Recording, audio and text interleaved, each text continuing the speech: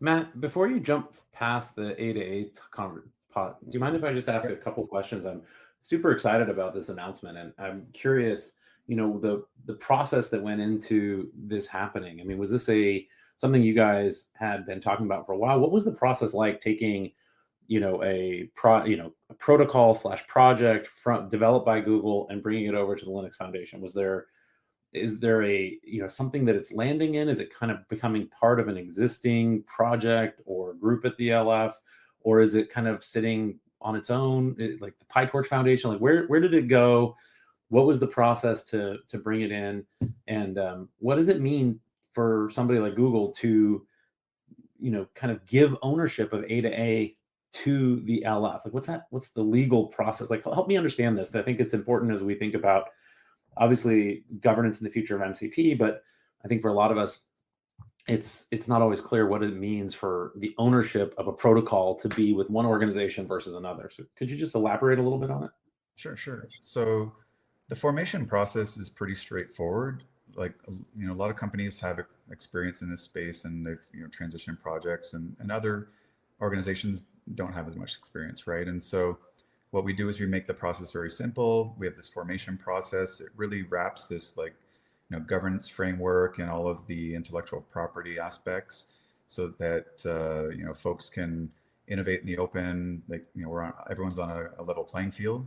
And I think that, I can't speak for Google, but I can say that, they see value in bringing a project like A to A to the Linux Foundation so that it is in a vendor neutral space, and that the community can see that, hey, this is available and can be, there's going to be sustainability in the project, right? Like that, there's longevity and that, everyone has a fair, fair a seat at the table, really.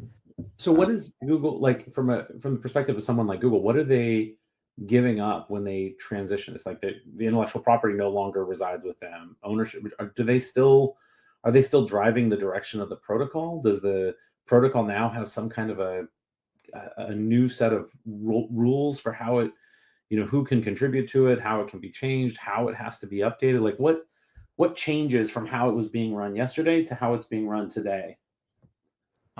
So I would say like very little changes. What we do have is we have the governance framework requires there be a technical steering committee.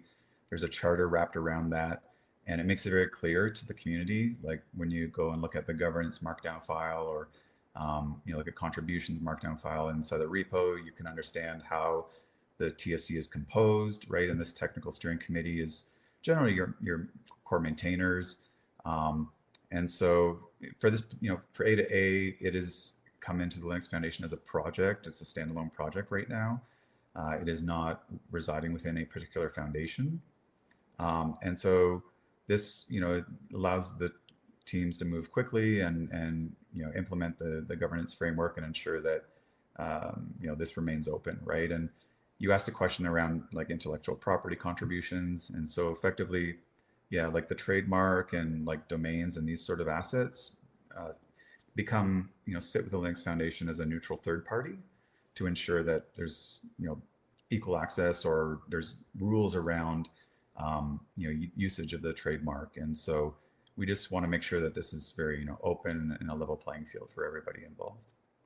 Awesome. So the technical, like this technical steering committee is sort of a standard concept inside the LF. It like if you're a project that's now been contributed, you have a technical steering committee that exists as typically some of the founders. But is there some rules about how that technical steering committee can change? Who can be part of it? Does it have to be reasonably open? Like anyone can join the technical steering committee, or can it remain?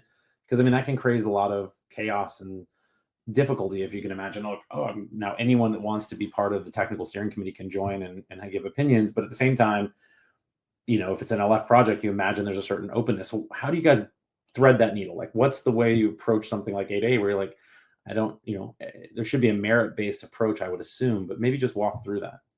Yeah, it is certainly merit based, right? So when a project starts off and at inception, it has its technical steering committee is generally composed of the founders, right? And they'll look to expand that technical steering committee to diversify in terms of like organizational representation.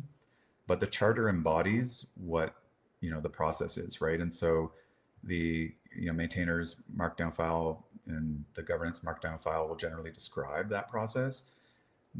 Often it's like a 2/3 vote or something to that effect to bring in a new maintainer. There's sort of maybe like in some projects there could be a limitation on like how long you can be in that group, and so there, if anything, the Linux Foundation is very flexible, right? And at the end of the day, we want projects to be successful. We want them to get velocity. They want build community around them, and so we create like very flexible frameworks for folks to be able to accelerate their projects.